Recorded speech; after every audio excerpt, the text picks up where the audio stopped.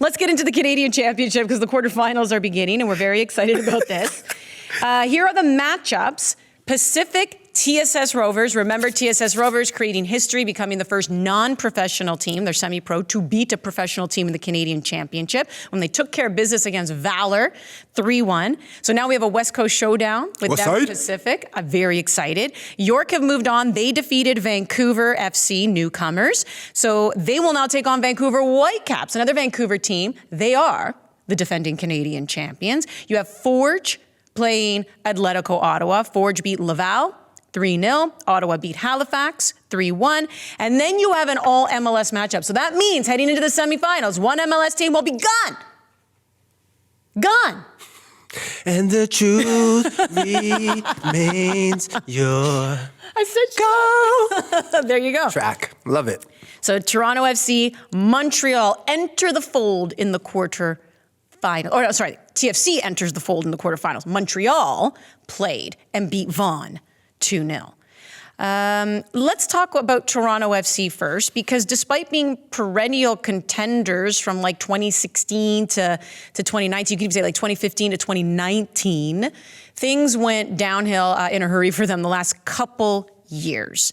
And in the last two finals, yes, okay, fine, I get it, 2020, they ended up playing that last year. So they are the 2020 Canadian champions, even though that was played in 2022. Doesn't matter. 2021 and the 2022 trophy, they were in the final and lost. They lost to Montreal. They lost to Vancouver. Given the massive investment that they've made to their roster, is this a must-win trophy for Toronto FC? It is. Thank you very much. Let's They move need on silverware. now to They need silverware, plain and simple. Yeah. They need it. So I think this is, I don't want to say the easiest way, but simply it is. It's that competition where you just have to make sure that you're on it for 3 games and the title's yours. I think it's a blessing in disguise getting an MLS team. You kind of beat them early and then maybe you get a CPL team. And then you go into the finals and anything can happen. But they need a win.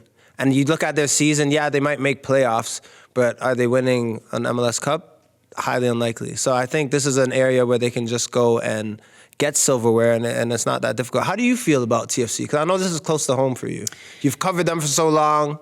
You watched every game. Last week, I'm still heard about it. You're with Jenkins screaming in the stadium, and I was like, hey, I've never been to a TFC game in my life. I'd love to go with you. What? No, I'm joking. I've been to many, but I've never been with you.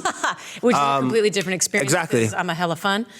But I will say, and this one is an interesting one, because when they played the 2020 Canadian Championship in 2022, they still had a lot of young guys on the roster, and Bob Bradley played them. Yeah. And I remember interviewing him after the game, and he said it meant a lot to those young guys because it had been such a tough season. And we've had this discussion before when it comes to young players and things are tough. You don't want to create this culture of losing. You don't want them to become apathetic. You don't want apathy to set in with losing. You don't want them to pick up bad habits. So he had said that it was really important for those young players to earn a trophy. Yeah. A lot of those young players are gone, or a lot of those young players are just not really factors on this team. It is very clear that Bob Bradley is relying on the veterans. They brought in CJ Sapong. This is another guy in his 30s, right? Like these are older guys. He is definitely playing them. They're getting the minutes even ahead of the younger guys who are still like Jaquil Marshall-Ruddy. Now that injured players are back, is not starting the way he was. Ayo Akinola, still on the bench. So there are, the older guys are being relied upon. So it's completely different than when they took that trophy last year. Agreed. That's why I say with the massive investment, and because you know these guys are going to play, you know these heavy hitters are going to play. They have to win this trophy. So you're saying Insigne is playing, if he's healthy, all the CanChamps games, you feel? Like, are you doing all the heavy hitters with Insigne, or is he one of them that are maybe going to be out? I mean, you have to look at the roster because you do have to start 3 Canadians. So you obviously hope Oso, I mean, that's the thing. Oso's dealing with an injury. Mm-hmm. So, how's Oso looking? Then you got to put Richie in there. Mark Anthony Kate, maybe there you go. Maybe there's your 3. So then you can have Insigne up front. Maybe you don't have to start with Ayo. I don't know. Yeah. But yeah, I would think why not? I like it. Why not? But I do think it's we love to use the term must win, but I do in many ways think it is a must win trophy for them because it's been a miserable last few years for them, just not even making the playoffs. To your point, they're in that fight. They're in the bubble. There's a good chance they do make it, and who knows? But there seems to be an easier path for this team. I don't want to say easy. Never want to say easy. Shorter path. Good word. Quarter, semis, and then final. Yeah. To win this and then get into CONCACAF Champions League. Right? Fair enough. It's big. It's big for them. When it comes to CF Montreal, do you think this is something, as the Canadian MLS team that looks most likely to miss the playoffs right now? I mean, they had a good string there. Yeah. I mean, they are looking good. They seem Better. they're looking better. But how do you feel about CF Montreal and what this could mean for them, given that this is a team that I don't think they're making the play? Like TFC probably, Vancouver probably, given, they're in it. Montreal, I don't think so. It's a rebuild year, which is, they were playing some promising football last year. And I hate always how, last season a team was doing this. But it's night and day in terms of the big dogs last season always came to play. And then now you have these young guys who are emerging but just still need time. Chouanier, Duke, Rhea. I like the way these guys are playing, but they're also forming a bond. But they need something as well. Mm-hmm. All these MLS teams right now, the three that are in Canada, need hardware. This is why I'm so excited for this Canadian Championship run, because I think the CPL teams want to show that they can hang with the big dogs, but then there's pressure on these MLS teams to perform. It's not like, hey, we have this in the bag. There's pressure. You go in a game that is 90 minutes that goes straight to pens, you have to be clinical on the day. You can't be missing chances that you should miss. So I think CF Montreal, this is their chance to maybe have something, and this is the little glimmer of hope within the season. I just want you to know I'm fully paying attention to you. No, it's cool. We made up. I'm looking at my phone. No, because I'm trying to remind myself of the bracket. That's all I'm doing. Okay. I have the memory of a pine cone, so I was trying to pull up the bracket to see who would then go on to face whom. Okay, I think it's... and I have not pulled up the bracket because I... So what did you want to know? With TFC? No. I just wanted to pull up the bracket for the sake of pulling it up. No, cool. That's all I wanted to do. And they're talking to you, I'm like pouring out my heart. It's like... Yeah, I'm just, whatever. But I do want to then talk, so let's continue with the three MLS teams. So Vancouver Whitecaps, they enter the fold.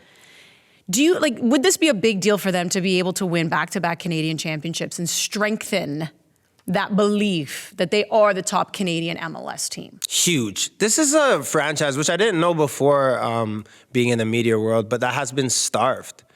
Like, they haven't won many things. This is the time. If you can go do it back-to-back and say, this is maybe a tournament now where you're the big dog, you're the king of the hill, and you could do it back-to-back. This is enormous for this club. Maybe they make playoffs, but again, are they going to go far? It's highly unlikely.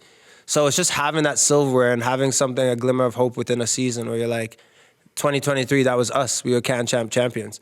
So I'm really tuning into these games because this is important. I want to see who steps up, who plays all of their big dogs. It's not a time to only play some of your top players. You got to play all of them and go for it. Mm-hmm. I found the bracket. Anyways, it's just for my own peace of mind. You feel better? I do. I feel great. All right. About this. No stress. I like that you're diligent. You stuck with it. And I found it. Which of these MLS teams do you think have the most to lose? Because we're going to continue asking the question, is this the year that a CPL team wins it? And we'll get to that in just a moment. But the expectation is still for an MLS team to win. So which MLS team do you think has the most to lose if they don't win it? I think TFC. I think so. I think with the dollar amount, with the value, the big dogs that they brought in, I think this is the club. I know Vancouver won last season, but you also lost in 2 finals, TFC, and just haven't won anything in a while. And 2017, everyone's talking about those glory years, and I know you lived that. You had it front row and center. But it's starting to be, 2017, starting to be a bit of a while away now. They need a bit of something. Your championship only takes you so far. So far, and it's a totally different team now. So I think they need something to really galvanize the group. So Different I'd say team, them. different leadership. Do you feel the same, or do you feel like it's someone different? I do, because they've just, whether you like it or not, it doesn't matter. They've spent the most money. And, their history, people want them to go back to those glory years. They were perennial contenders from 2016 to 2019, 16, 17, 18, 19. They made the final 3 times, winning once. Right? And then it just nosedived. And we can sit here and do a complete, dissection of of Toronto FC. We could talk about coaching staff leaving and scouts leaving and new manager like Tim Bezbatchenko leaves and the Bill Manning taking over and Bob Bradley coming on. Like we can go on and on and on about where did it start from, what's happening here. But the thing is even, with the win that they managed to pull off against NYCFC and kind of put them right back into the borderline there of being in a playoff position. This is a team that's still in it. Yeah. So you can still make the argument if you're the Toronto FC, hey, we're not out of it yet, because even when we weren't winning, we were drawing. So we were still walking away with points. But no, they have the biggest names. They have the deepest pockets. Let's see what they can do. When it comes to Pacific, you never want to be that team. Pacific did it to Vancouver. Pacific did it to an MLS team. Cavalry did it to an MLS team. That feels so good. It's nice. But now Pacific is taking on TSS Rovers. They don't want to be the Vancouver Whitecaps. They don't want to be what they did to them, right? So how are you looking at this game now if you're Pacific taking on TSS Rovers? Are you like really studying that tape going, listen, I know we're a stronger team. You're probably thinking, I know we're a better team. But you're still looking at some game footage to go, what went wrong against Valor? I don't want to say that Pacific should be nervous because I think that if they take care of business, they should win. But there's always that moment in a game where you got to allot the first 15 minutes. People always say it's like vinegar and it's just crazy, right? Tackles, bodies flying. Sometimes there's an early goal, but usually that's the time to settle into a game. But if it goes to halftime and it's 0-0 or 1-1. When you let the minnows stay in the game. And you know that there's 45 minutes left to PKs. And just to say this, I don't want to, I'm that guy now, not that I've retired, but Pacific with PKs, I know they had a little successful run there, but last year losing to York in PKs as well on this at Starlight Stadium on that pitch, it starts to creep in a bit. Like, can you do this? They beat Cavalry though. They did. That's what I was saying. This year and honestly, class penalties. Everyone took a really good penalty, hit it in the corner, hit it where they should. But you just don't want to be in that type of situation. So I think it's that nice balance of respect for a team because TSS Rovers deserve to be where they are. They bopped Valor. They played tenacious. They played together. If they could do that again, it's just an exciting leg. But Pacific should be on top. TSS Rovers against Valor, they played at home. Rovers did. That has to feel good. You have the home crowd, and John Herdman was in attendance, and that was all pretty cool. But now you're going to be on the road. So now you have to manage your emotions. I wonder how many of their fans will travel, but we know Pacific fans show up. That place was purple rain when they took on Vancouver and beat them. That was an incredible atmosphere. It was. Pacific fans show up. So if you're TSS Rovers, a huge part of that has to be managing the game being on the road. Yeah. But it's nice that you're playing like a big brother pretty close. And it's just the battle of BC, right? You get to play a big brother that in Pacific, you get your family and friends, they're going to be there. They're going to be in that stadium. Yeah, you're not playing at home, but you're not traveling across this beautiful nation to go and play. Like you're still playing in BC and you're going to get your friends and family there. Ooh, so you just got to perform and enjoy the moment. I think that was nice to see with TSS Rovers when they played. I know they're at home and they're playing in front of friends and family, but you could see the boys, they relished the moment. They loved it. And you just want to see that because that's what CanChamp is about. You play a team that you wouldn't normally get to play. I remember last season, York with Vancouver Whitecaps. I was like, man, enjoy this. Enjoy being at the stadium. Enjoy having more fans watch you. Enjoy playing against like a Cavallini, Big Dogs, Gald. You got to really take it in. So I want to see the smiles on TSS Rovers' face when they get to go to Pacific and Starlight Stadium.